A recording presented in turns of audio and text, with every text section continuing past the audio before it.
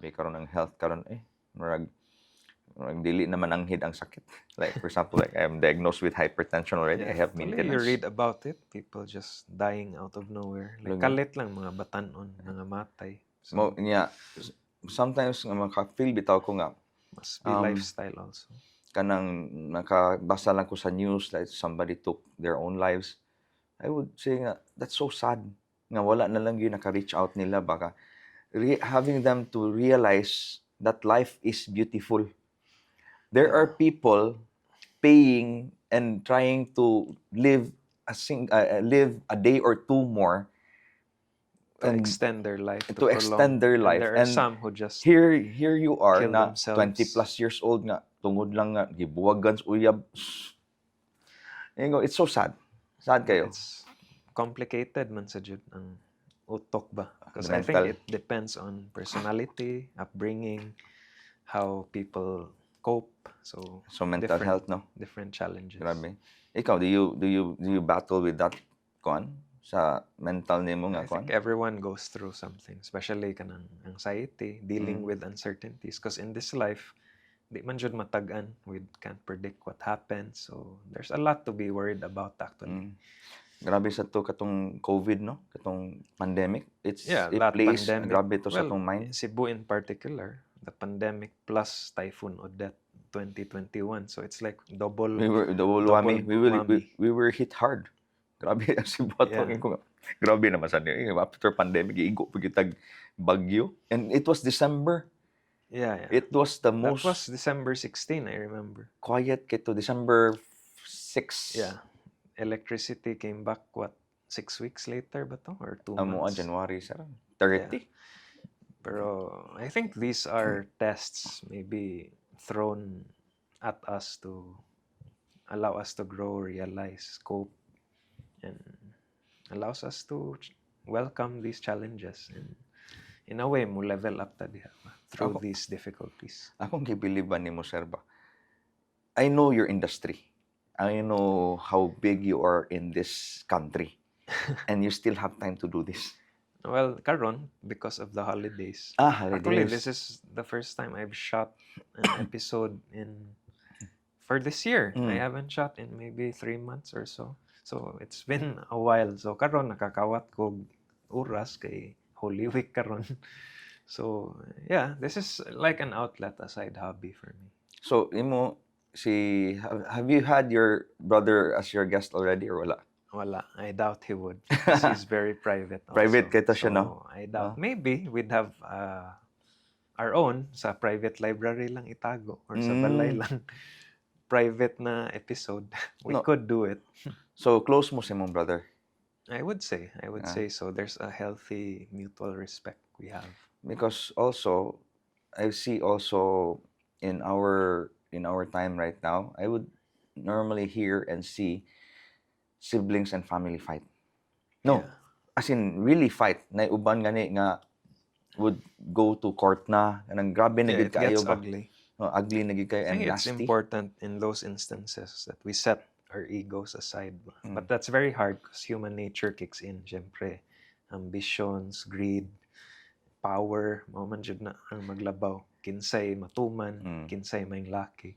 So it's important to have that certain humility ingrained. So actually, you and me have one thing in common to be thankful for: our relationships sa tuwang brothers. Sa imong brother with you and me with my brothers, because daghan kayo, many people would say to me that, Young, I really admire your relationship with your brothers na close kayo mo. And it's something of a feature that I'm really proud of. Yeah, I think that's special because we only have one family, atong mga igsuon. They're there for a reason. So it's sad if it goes down the drain ba ang relationship. I think the one thing that contributed to that are our parents, no? I think partly what's instilled early on, but usahay di gyapon matagan. I think it's how personalities blend. So I'm just thankful na it turned out this way. Harmonious, we're level-headed in that sense because some can get very petty. So if petty, syempre kuan na kayo. It gets really ugly niya. Unsa ray lalisan, kwarta, bahin. Diba? It's usually like that, shares or who has this position, who has this authority. So, yan, no? Kanang inana. Basta So, kwarta na I gani think involved. klarohon lang og sabot. Mm-mm. Like you agree, oh, this is, or ma-acknowledge na, yeah, this is my line, this is my strength. Kay uban, di man kadawat. Like maybe ganahan sila this role, like a finance head, but they're bad with numbers. So, di jud pwede. So, it's important na you don't take it personally. You stay objective and level-headed in dealing with that. But of course, I think the main issue there is madawat ba sa ego? Madawat ba? Muna, the saying goes here in Cebu ba nga, why kwarta problema, nay kwarta nasi problema. Nara may problema. Parihara. I think everywhere there's still a problem. Yeah. Rich people have their issues, poor people also. So everywhere, as long as we're alive, I think maabot ra yung problema. And it's how we respond to those problems. So, imuhang hobbies or mao ni siya? Wala kay sport?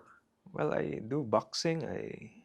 Lately I've been into running, so that's why I have this Garmin watch and and I've been buying a lot of running shoes. So niya, tig-apil man ko kay karon in Cebu daghan man sa kay races, di ba, mga 10K, 21K.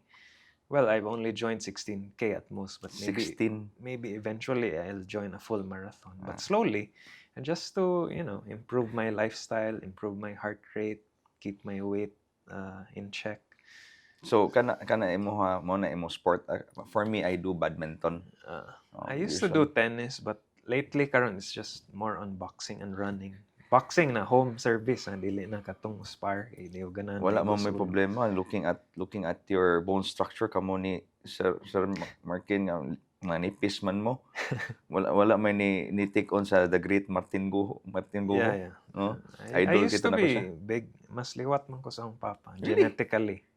I mean, ang structure ba? Pero aga pugong ko.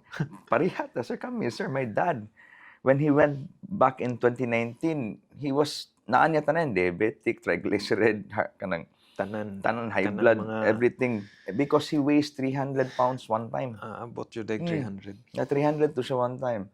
So of course na diabetic siya, ni gamay siya na kuan, pero kato akong dad, mura to siya kanang kung maghilak to magtan-aw litson sa tubangan niya, as in ana siya ka-enjoy of food. Yeah. Paborito kanya mga Kanang- balbacoa, mga paklay, mao na. But I think The it diet. takes discipline kay diet. Well, ako, what helped me was IF, intermittent fasting. I take a fiber supplement and your relationship with food, basically. Actually, parehatag pattern. I only eat once a day. I do that. Like, Ah, one heavy meal ko, then I do IF. Then coffee also helps, black coffee.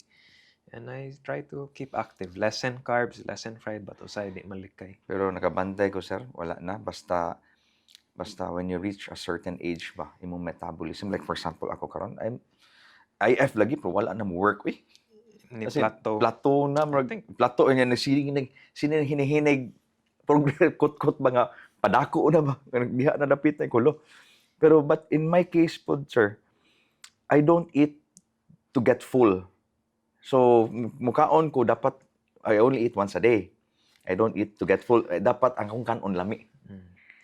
Actually, Dapat you enjoy food, good food. You can cut useless calories, man. Like kanang mga frap, kanang mga Pwede rin na wala. mga chips, junk food. Kana, as you're ingesting mga flavored drinks, dako kay nag-calories. So if imo lang na i-cut, dako na kay calorie deficit makuha. Ganahan ako. Ikaw sir, foodie ka. Ganahan you do Yeah, like hilig jud mig pagkaon. Like kasi may mostly commonly before people, every night we eat out, kaon mis gawas, na-explore na nina almost tanan restaurant sa Cebu. Yeah, karon I've been in Manila a lot lately, so we go around, explore mga sikat, kanang mga nas Tatler, kanang nas lista of kanang best restaurants. Ako, although many people told me that it's not healthy, pero I have no choice. I eat out every night. Yeah, karon it's common given the traffic. Alangan man din mo luto ko para sa akong self. Yeah, especially if like you're alone. I We'll think get into that alone, single. I think mas practical. It's another episode. Dili karon. Dili We don't wanna karon. talk about that. para I know So we'll do a part 2. Dili onya na lang siya. So this is just getting to know man ni siya nga face no kung who is Young Mendoza. Yeah. So I'm so thankful ha for this invite ha. We've talked about this last year pa. Yeah, No? actually, Mm. it came up. Mm. Katong, I think, diba, when we were processing my Mm. insurance, Yeah. diba, may kuha man sa day ko, FWD. So, Yeah. thank you sa dan. Mm. So kana pinangga man kasi mo brother.